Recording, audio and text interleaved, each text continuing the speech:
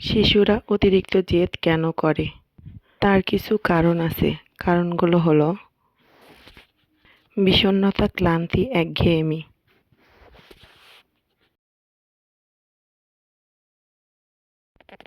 অতিরিক্ত উত্তেজনা, পারিপার্শ্বিক এবং বংশগত কারণ।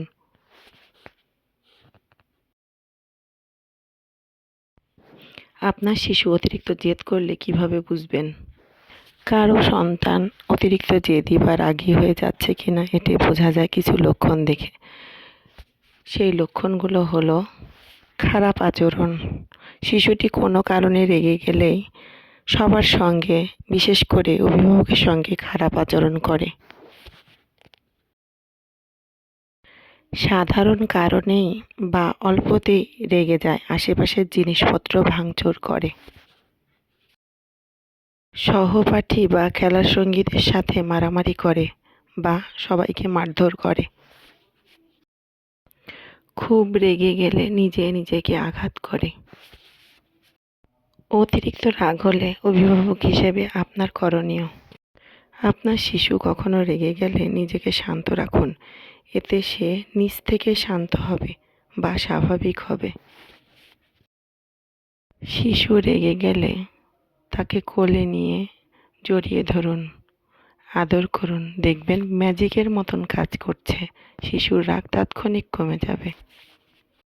শিশু কি বলতে চায় তা মনোযোগ দিয়ে শুনুন।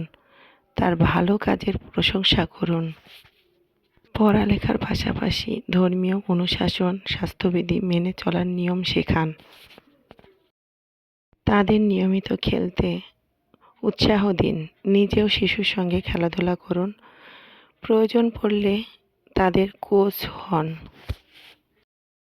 আপনার শিশু জেদ করে কিছু চাইলে তাকে বুঝিয়ে বলুন, এভাবে চাইতে হয় না, শান্তভাবে ভালোভাবে চাইতে হয়।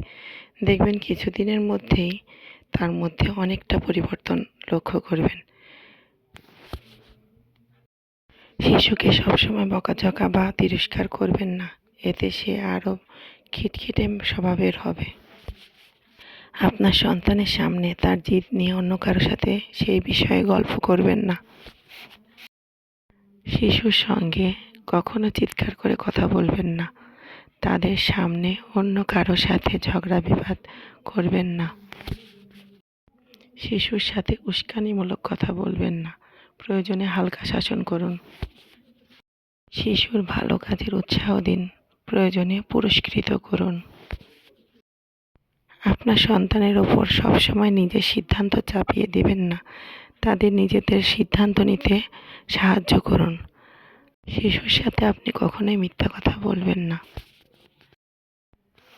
আপনার সন্তানের সমস্যা নিয়ে আলোচনা করুন। ভালো ইচ্ছেগুলো জানার চেষ্টা করুন এবং সেগুলো পূরণ করুন। বুঝতে দিন তারা আপনার কাছে অনেক মূল্যবান।